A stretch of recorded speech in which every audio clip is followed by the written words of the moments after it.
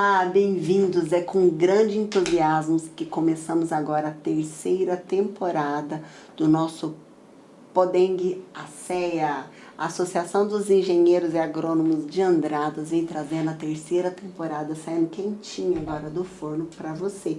E essa temporada a gente quer trazer um monte de profissionais, bastante conexão, profissionais que são extremamente qualificados, trazendo debates super relevantes, conteúdos que informam, inspiram, fortalecem a valorização dos engenheiros e agrônomos. Então, esse podcast é para você, essa temporada é para você a poder entender mais sobre o assunto, para que você possa adquirir mais conhecimento, para que você possa se conectar com os profissionais que estão vindo aqui nessa terceira temporada e principalmente aproximar também a sociedade desse universo da engenharia e mostrando a importância no dia a dia. É claro que nada disso seria possível sem o apoio do CREA de Minas Gerais, cuja colaboração torna esse podcast uma realidade. Nosso agradecimento por acreditar na disseminação do conhecimento e no fortalecimento da engenharia junto à sociedade. Para você que está chegando aqui, então, deixe aí embaixo nos comentários quais são os assuntos que você gostaria de trazer, os profissionais que você gostaria de assistir aqui nessa terceira temporada. Então, sejam todos muito bem-vindos ao seu Podeng, o seu podcast da engenharia.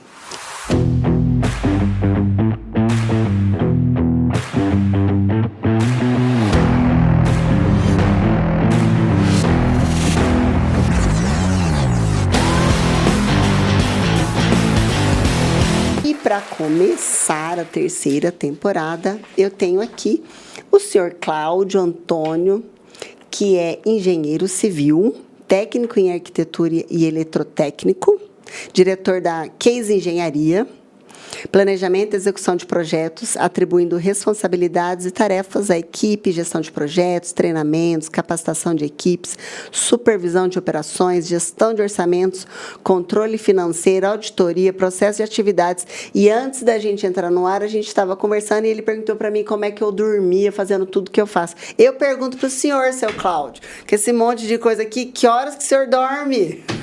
Seja bem-vindo. Usando as suas próprias palavras, primeiro, boa tarde a todos e muito obrigado pelo convite e que desde já agradeço o incentivo todo que a ASEA vem dado a todos os profissionais, né, para que possam trazer as suas experiências e estar contando com todas as pessoas aqui no momento para poder apresentar o que for de possível, né, todos ganham com isso, né? E eu durmo, conforme você me falou, assessorado com boas pessoas. As boas pessoas ajudam aos profissionais a se manterem no mercado de trabalho e conseguirem realizar seus sonhos, não só os deles, das outras pessoas, as construções, como também do próprio profissional que vai crescendo no mercado e se solidificando cada vez mais. Seu Cláudio, o assunto de hoje é engenharia do futuro.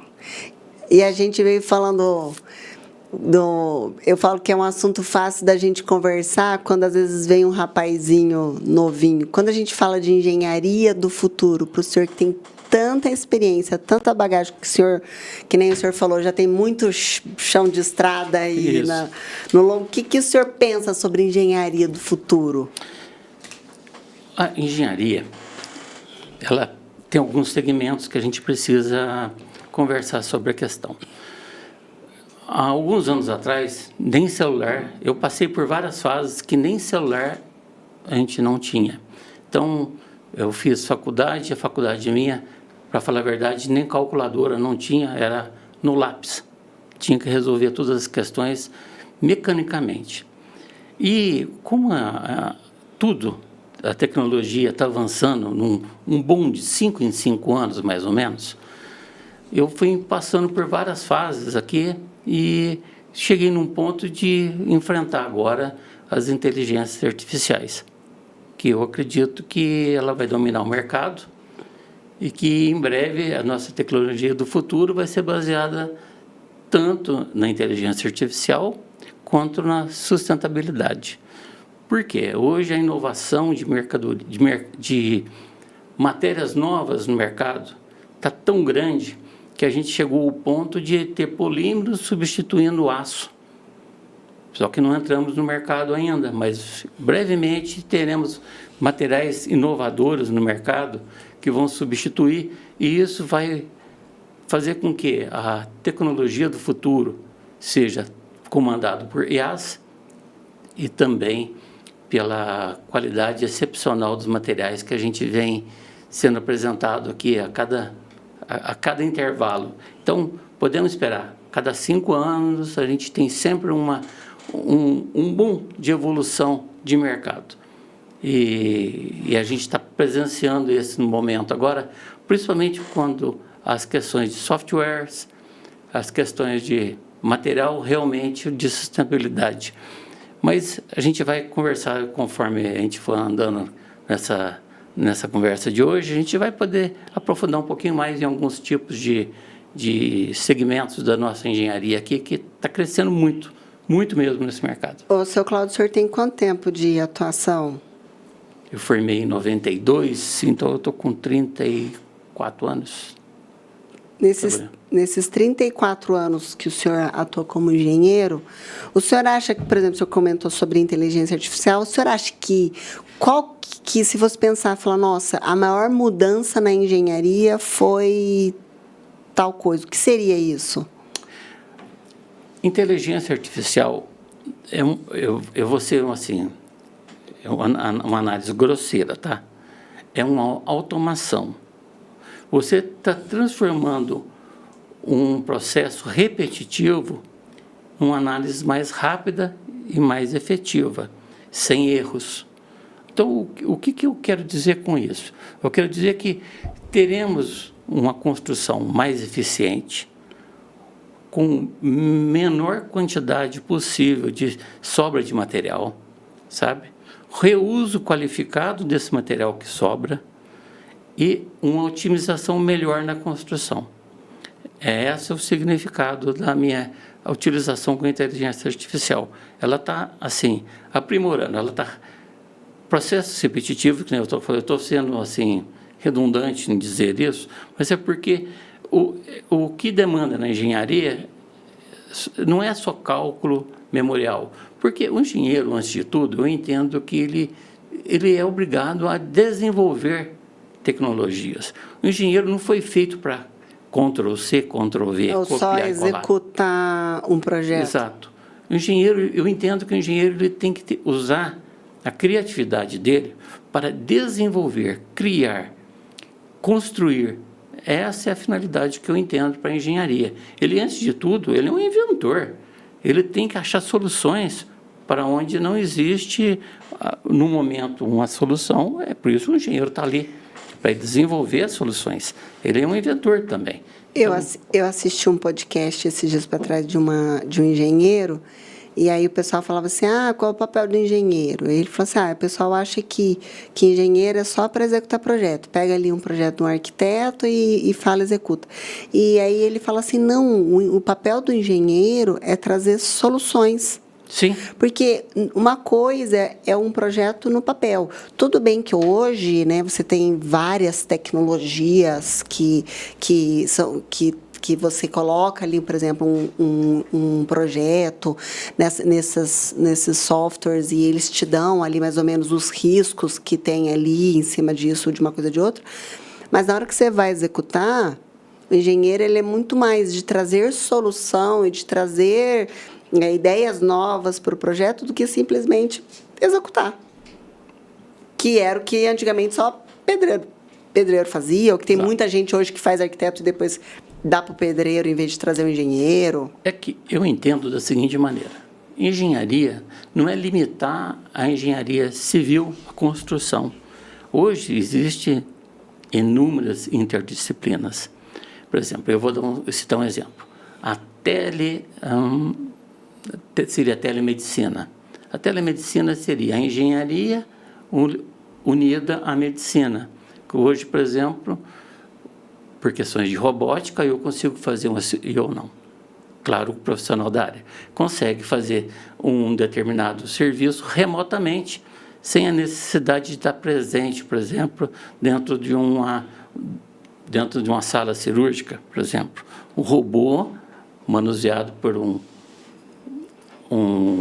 profissional específico da área, ele consegue totalmente fazer a sua cirurgia, fazer o seu desempenho profissional remotamente. Isso é graças à união da engenharia com a medicina. E isso em todos os segmentos está acontecendo com muita rapidez, que está até difícil do ser humano acompanhar, porque a tecnologia está avançando muito mais rápido do que, por exemplo, uma faculdade consegue transportar esse tipo de informação para os docentes, porque eles estão saindo da faculdade ainda sem o preparo necessário para tanta informação. A informação chegou a um volume tão grande que realmente a gente precisa de processamentos que a gente consiga nos auxiliar, porque é muita informação e a pessoa, naquele curto período aí de 5 anos de formado, 5, 6 anos de formado, ele não consegue absorver quase nada das informações necessárias para o dia a dia. Ele vai ter que realmente precisar entrar no mercado, conseguir uma chance no mercado, para ele conseguindo, com o tempo, ganhar esse tipo de profissionalismo e experiência para conseguir trabalhar. Realmente está ficando, nós vamos ficar cada vez mais dependentes da tecnologia hoje em dia. Ô, seu Cláudio, o senhor acha que... Eu vejo muito assim, não é só na engenharia, não. A gente tem muita questão educacional, e todo mundo reclama disso, que sai da faculdade sem saber trabalhar. Sim. Então, tem um monte de conhecimentos teóricos, mas não tem poucos conhecimentos práticos. Sim. E aí o senhor traz dizendo que cada vez mais a gente vai ficar mais dependente da tecnologia. O senhor acha que isso colabora ou vai dificultando na formação do profissional e na parte de ensinar ele a trabalhar? Vai virar mais e mais teoria ainda? Ou a gente pensa que às vezes porque, por exemplo, quando a gente fala hoje de inteligência artificial, você pega, por exemplo, um ChatGPT. Faz texto, faz vídeo, você bota lá um prompt e ele faz tudo para você. Parece que a gente está ficando meio preguiçoso para pensar, porque você tem máquinas que pensam pela gente. E mais esse desfalque que a gente já tem em profissionais que saem da faculdade com qualificação para já começar a trabalhar. E mais a tecnologia. O senhor acha que isso vai atrapalhando, que a gente vai ter um maior problema na formação de profissionais? Ou o senhor acha que ainda, às vezes, a faculdade ainda está muito para trás nisso tudo? Que na rua você ganha mais experiência do que lá dentro? Olha, eu lecionei alguns anos aqui na PUC, dei projeto integrado. E eu poderia separar alguns alunos que eu poderia falar que realmente seriam engenheiros e que continuariam na profissão. Grande parte dos engenheiros que formam, eu entendo que eles querem só mais um título profissional. Eu acredito que eles não estão qualificados para trabalhar na área profissional. Então, alguns a gente entende que aquele realmente será um grande profissional, ele vai continuar no mercado, ele vai embora. Grande parte não vai dar segmento no mercado. E os que formam, realmente, como eu acabei de dizer, eu acho que um período de faculdade é muito pequeno, ainda bem que agora acho que eles estão otimizando a questão da faculdade remota, que você não precisa nem ir na faculdade, né? Seriam os cursos acadêmicos que não precisa presencial. Mas é muito importante porque o período é muito pequeno, 5 anos, 6 anos de uma faculdade, não remete realmente a você ter uma experiência e sair dizendo que pode trabalhar como um engenheiro Deveria ser assim, mas não é, não funciona assim. Porque eu vou te citar um exemplo bem básico. Antigamente, a gente precisava entender o que era nível, prumo e esquadro. Hoje vai muito além disso. Hoje vai além de inúmeras funções. Muito... A inteligência hoje está trazendo muita novidade para a gente, que a gente consegue pôr mais em prática. Então, a gente consegue melhorar, para a gente melhorar a nossa qualidade de trabalho. O trabalho nosso tinha que ser muito mais aperfeiçoado, sem erros, sem falhas, mas não é o que está acontecendo ainda.